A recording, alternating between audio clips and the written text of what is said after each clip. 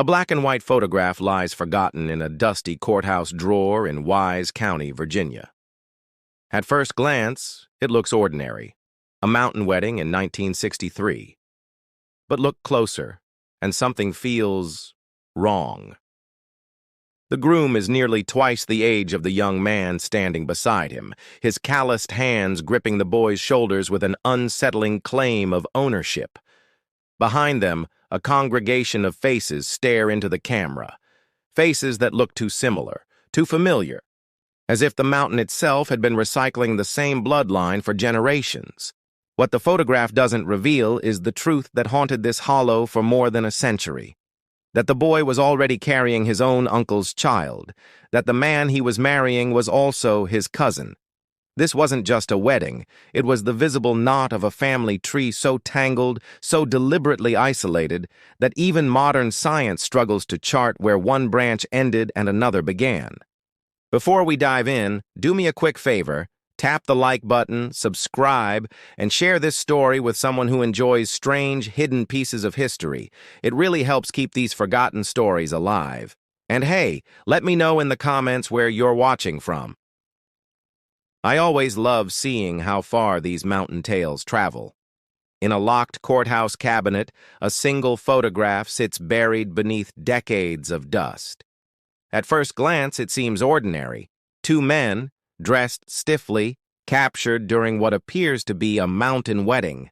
But the longer you study the faded black and white print, the stranger it feels. The younger groom's eyes hold a mix of fear and confusion, while the older man's grip on his shoulders looks unnervingly possessive. Behind them, the gathered faces blur together, sharing the same prominent cheekbones, heavy brows, and hollow stares. It's as though you're not looking at a congregation, but rather reflections of the same family line, repeated endlessly. What the photograph doesn't tell you, at least not immediately, is the truth buried beneath this ceremony. That the younger man was already pregnant, that the child he carried belonged to his own uncle, and that the man he was marrying, his groom, his supposed protector, was none other than his cousin. The photograph captured not just a wedding, but the knotting of generations into one twisted lineage. The setting was Wise County, Virginia, 1963. A time when most of America was dreaming of modern suburbs, booming highways, and rocket launches.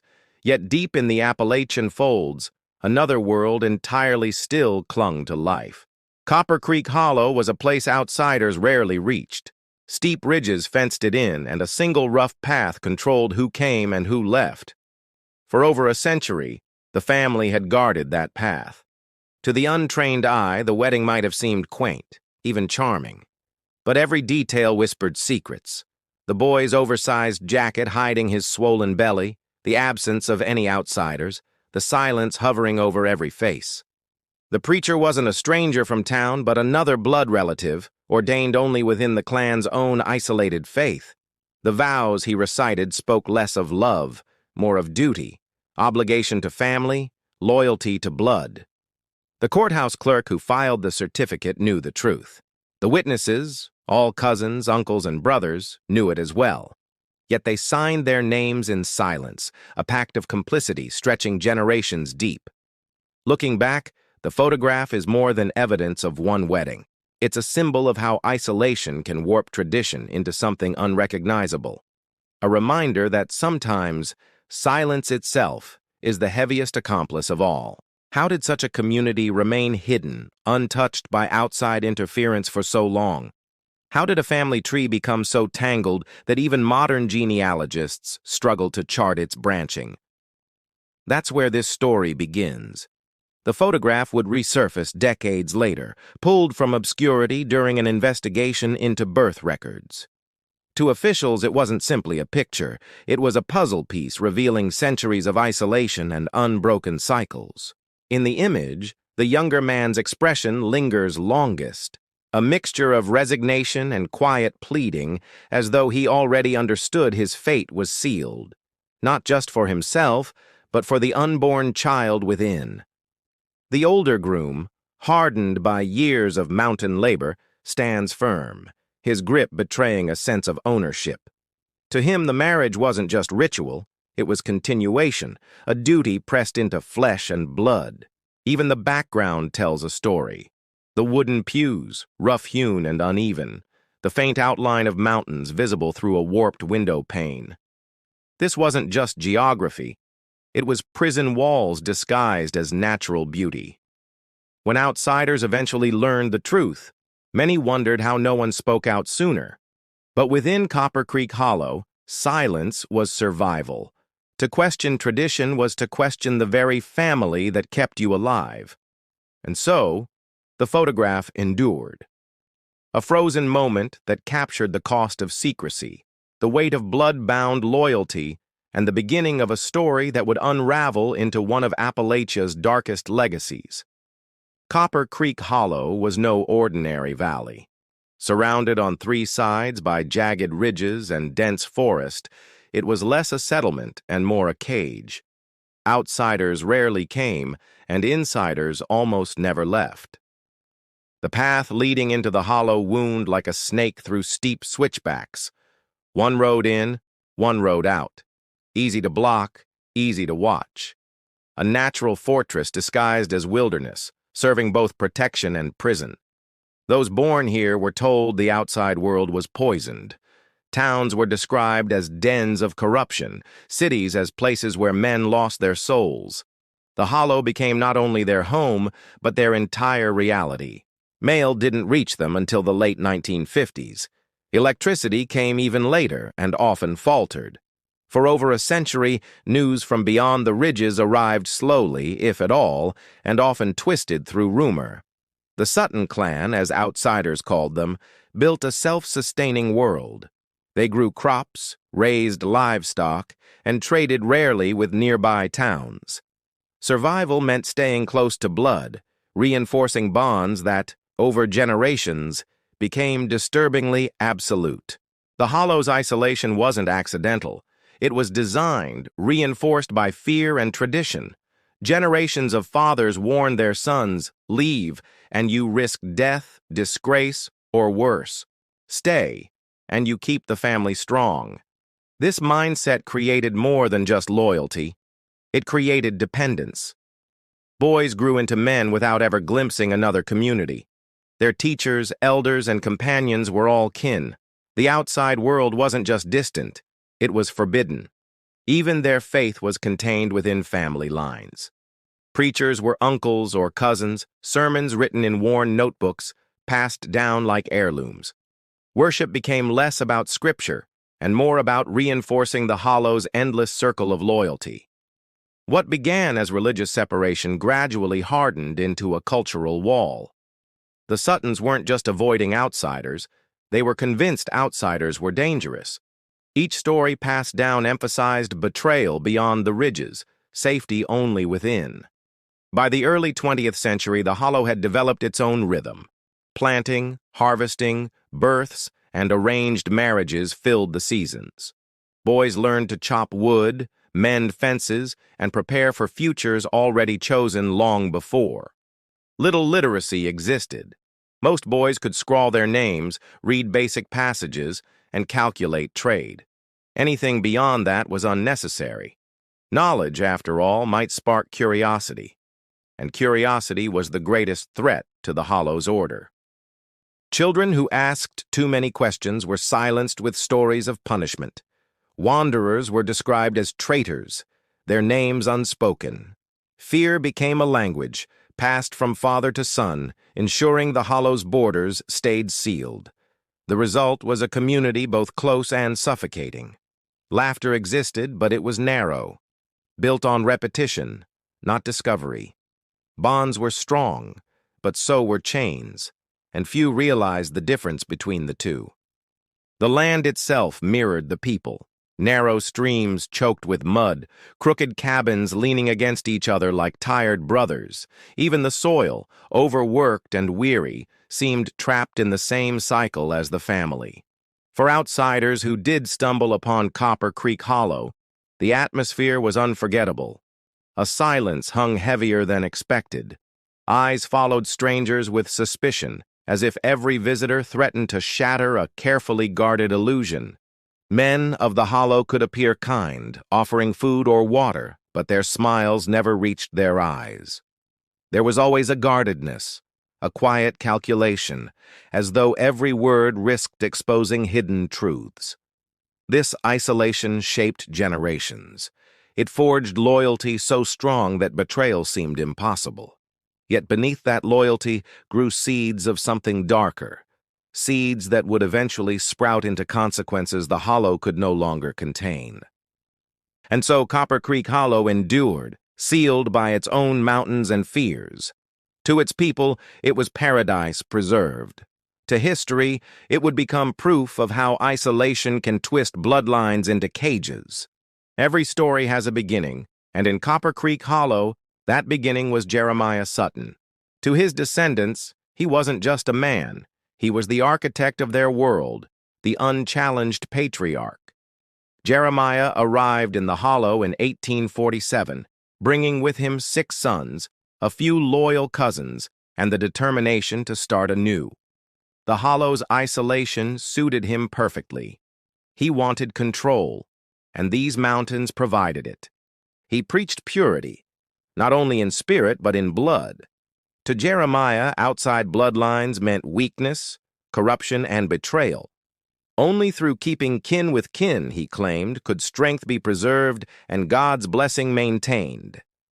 Charismatic and commanding, he spoke with the cadence of Scripture, weaving his words into prophecy.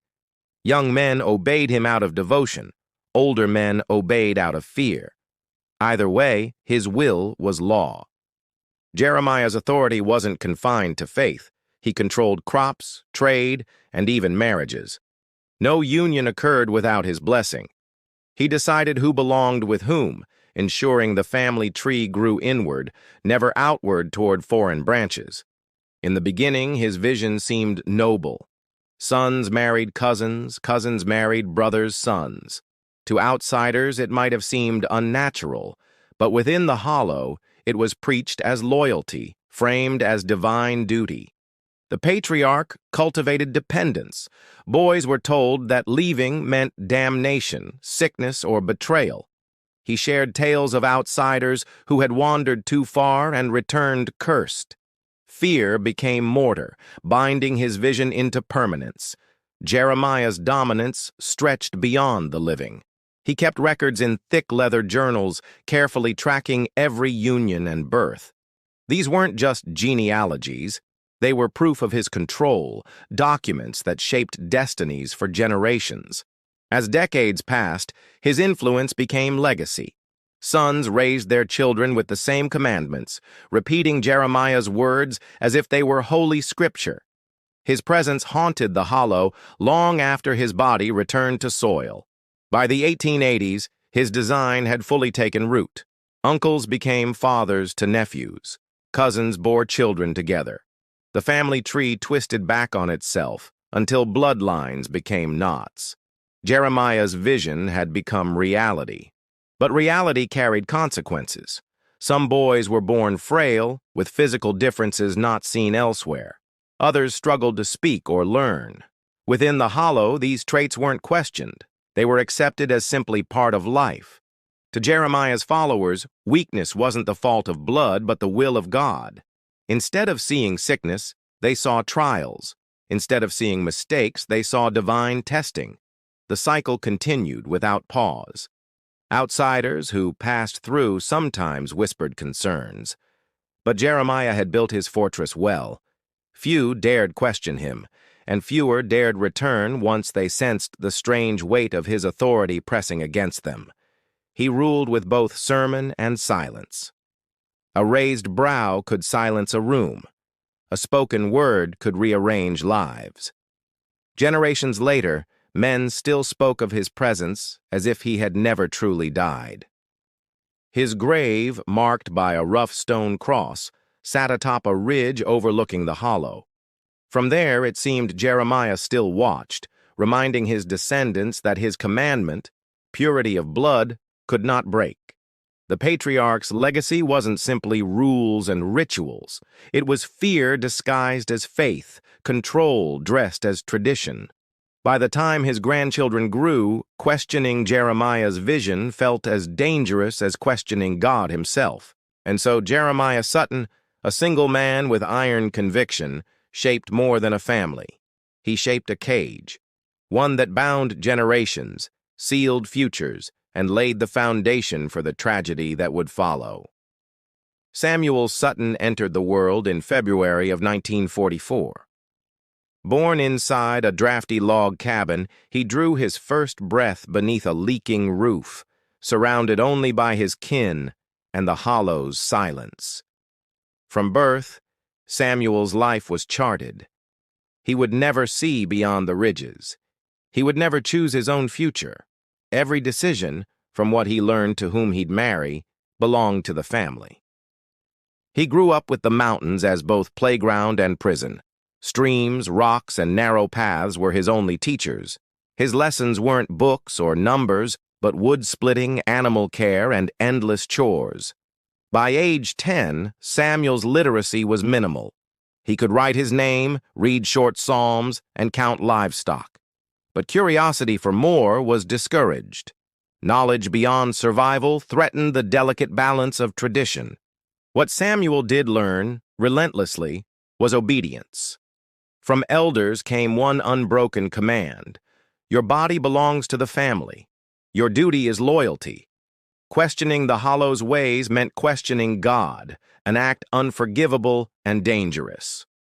The boy was slender, pale, with eyes too large for his face. Some whispered he bore marks of the bloodline's entanglement. But within the hollow, such features weren't abnormal. They were quietly accepted. Samuel's world revolved around work, gathering firewood in brutal winters, helping birth livestock in cramped sheds, hauling buckets from the creek. Each task was framed as training for manhood, though manhood itself meant captivity within tradition. When neighbors 15 miles away rode into town, Samuel only heard stories. He imagined stores filled with bright lights, strangers' voices, and machines. Yet imagination was all he had. He never set foot there. What weighed heavier than chores was expectation. Elders constantly reminded him he would marry when told, father children when commanded, and continue the bloodline. Choice was not his privilege. Choice was temptation, and temptation was sin. By adolescence, Samuel carried both innocence and weariness. He longed to run beyond the ridges but lacked the courage. The hollow taught fear so thoroughly that even dreams of freedom felt dangerous. He grew close to certain cousins, friendships built from shared chores and whispered questions at night. But even these bonds carried weight. Every friendship was a potential future union, every laugh shadowed by expectation. When Samuel reached 16, the elders began discussing arrangements. They spoke of his cousin James as a likely groom. The boy listened in silence, shoulders tight, knowing resistance was impossible. His fate was sealed. Samuel obeyed outwardly, but wrestled inwardly. He noticed things others ignored. The sickness in some boys, the strange resemblance in every face, the quiet sorrow behind certain stares. He wondered silently if tradition carried hidden costs. But voicing such thoughts would bring punishment. Elders silenced curiosity with scripture, with tales of betrayal and damnation. So Samuel kept quiet, nodding when told, performing his duties, and burying his questions deep within. By 17, whispers of his obedience spread. A loyal boy, elders said, satisfied with his submission. But beneath that surface, a storm brewed, the natural desire for autonomy clashing with the chains of heritage. His life might have passed quietly, another boy absorbed into the cycle. But fate, or perhaps inevitability, had other plans. The Hollow's rules would soon bend Samuel into choices he never imagined. The boy who once dreamed of freedom would instead find himself wearing white, standing in a photograph that still unsettles those who see it. The boy in white, carrying more than his own burden. And so Samuel's childhood ended, not with adventure, but with silence. The hollow had molded him, but the path ahead would reveal just how heavy those lessons truly were, and how tragic their cost. By the time Samuel turned 18, the hollow's weight pressed heavier than ever. The elders had promised him to James, a cousin nearly 10 years older, a man already hardened by mountain labor and silence. But Samuel carried a secret that threatened the fragile order. He was pregnant, his belly beginning to swell beneath oversized shirts. The father of the child was not James. It was Thomas, his uncle. Thomas had always been present, tall, quiet, stern, a figure of both authority and menace. To Samuel, he was both protector and predator. Their connection was whispered, forced, and impossible for the boy to resist. When the family discovered the truth, whispers turned to closed-door meetings. Elders gathered in the largest cabin, smoke curling toward the rafters as they debated how to protect both reputation and the hollow's carefully woven fabric. Exposing the truth meant ruin. Outsiders might come, authorities might intervene, and centuries of secrecy could collapse. The solution they chose was coldly practical. Samuel would still marry James, and the child would be raised as his own. No one asked Samuel's opinion. He listened as plans were spoken around him, his body treated like property, his future like a bargaining chip. Loyalty to family meant silence, and silence meant survival. The announcement spread quickly within the hollow. James, stoic as ever, accepted his role without protest. He would marry Samuel, father the unborn child in name, and ensure the bloodline's appearance of order remained intact. Samuel's heart sank with each passing day. His body betrayed him with its changes, his freedom stripped before he had ever tasted it. Each glance from relatives reminded him of the unspoken truth behind their arrangement. Evenings grew heavy with tension. He often sat by the creek, staring at his reflection in the dark water, wondering whether the face staring back was truly his or merely another mask of tradition. Thomas avoided him after the secret surfaced. Where once he had loomed close, now he kept distance, offering only fleeting glances filled with both guilt and stubborn pride. Samuel felt abandoned, burdened, and invisible. The elders framed the arrangement as mercy. They told Samuel this was protection, that James would shield him from shame. But Samuel knew it wasn't protection. It was containment, another wall erected around his life. When winter settled over Copper Creek Hollow, the truth grew harder to conceal. Samuel's pregnancy became undeniable. Loose coats and long shirts could no longer hide the swelling that marked his body as living proof of their entanglement. The family doubled down on silence. Outsiders were kept at bay. Gossip was crushed before it spread. Within the hollow, every man understood his role, to pretend, to support the illusion, and never question. Samuel's nights were restless. He dreamed of roads winding beyond the ridges, of towns filled with strangers who might never know his shame. But dawn always came, and with it, another day of surrender. James began visiting more often, sitting across the room in awkward silence. He didn't speak of love or even choice. His presence was more duty than devotion, a reluctant acceptance of what elders demanded. The wedding was scheduled for December. Snow would fall, the hollow would gather, and Samuel would stand at the altar beside a cousin he didn't love, carrying a child born of an uncle he feared. In the hollow, this was not scandal. It was solution. To them, Samuel's suffering wasn't tragedy but necessity, proof that loyalty to blood mattered more than freedom, truth, or even the innocence of youth. And so Samuel's fate was sealed. His secret bound not only his own life but the family's fragile order. The boy who once dreamed of freedom would soon become the symbol of the hollow's darkest entanglement. Snow blanketed Copper Creek Hollow on the morning of December 12, 1962. The mountains stood hushed beneath white silence. their slopes heavy with frost, as if nature itself sensed the weight of the coming ceremony. Samuel's jacket hung awkwardly on his frame, concealing little of his swollen belly.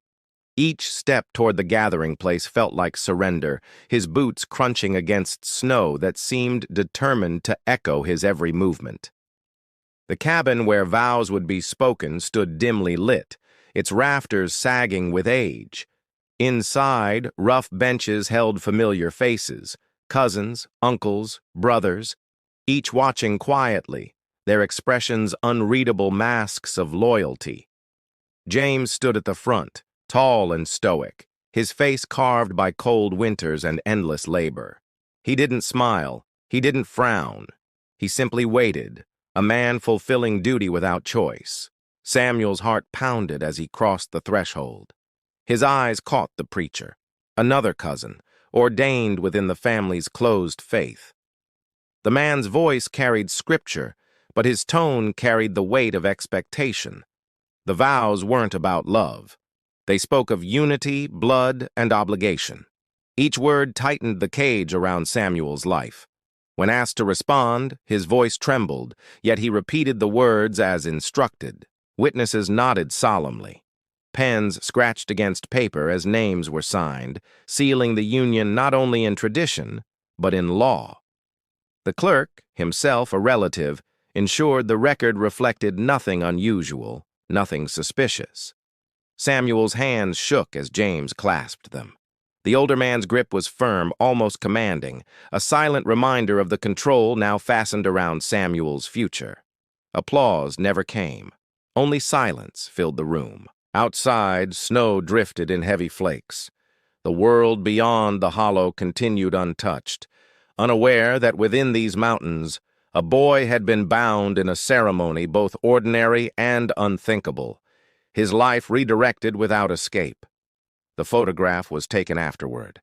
A flash, a click, and the image was sealed forever.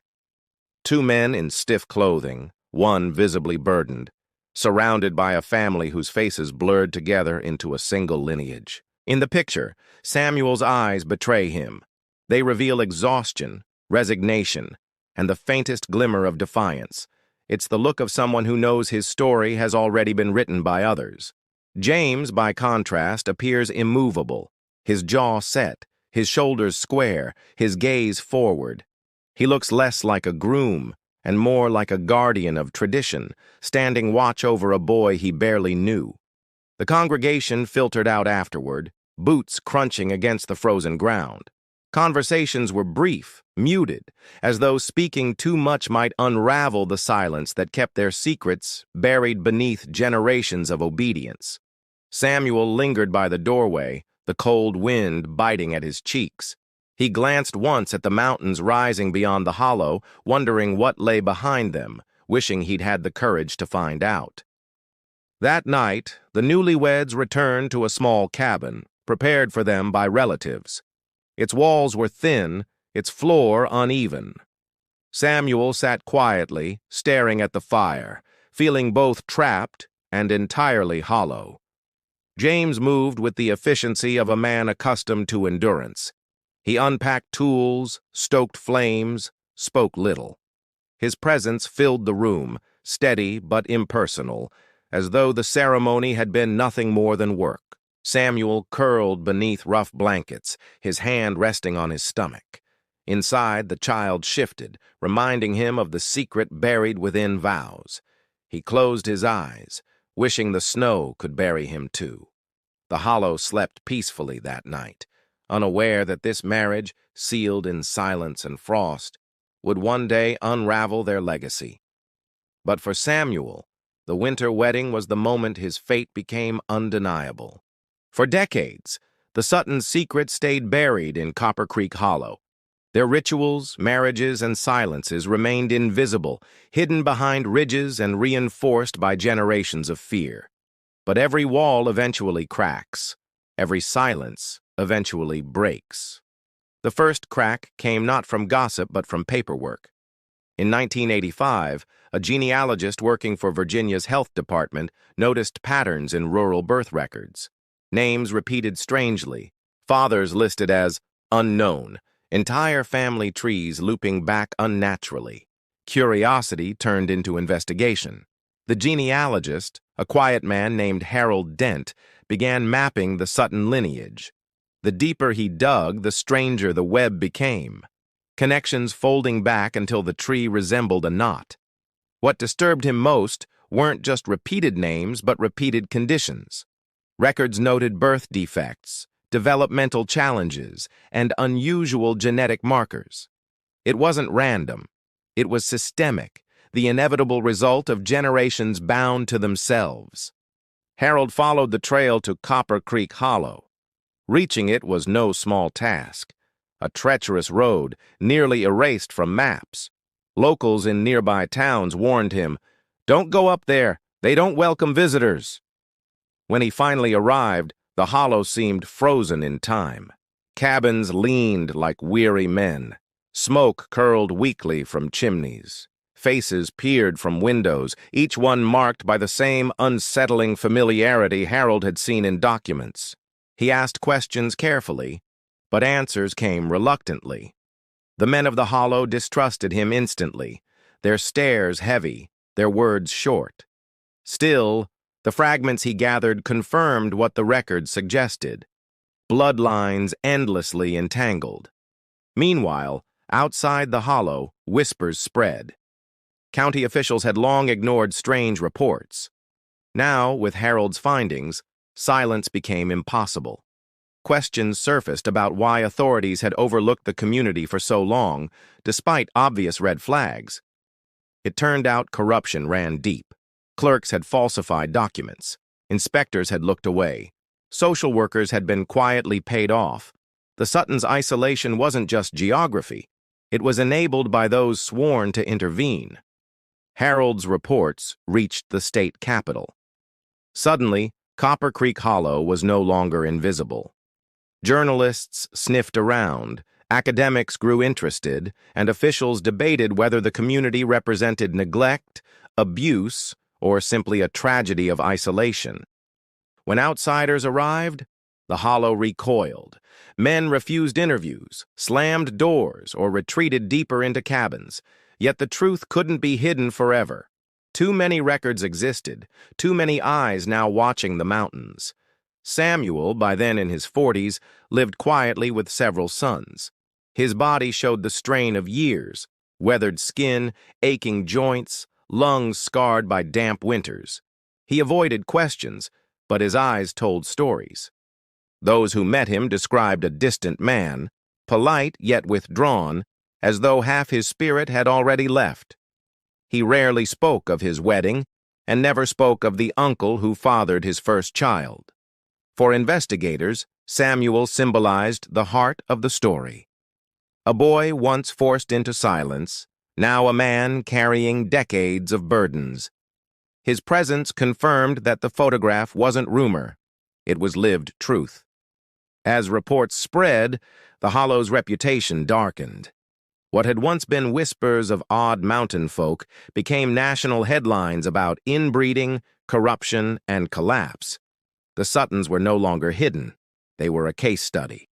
Scholars traced the hollow's history, publishing papers on genetic isolation. Journalists wrote sensational articles. What outsiders saw as grotesque, insiders still framed as loyalty.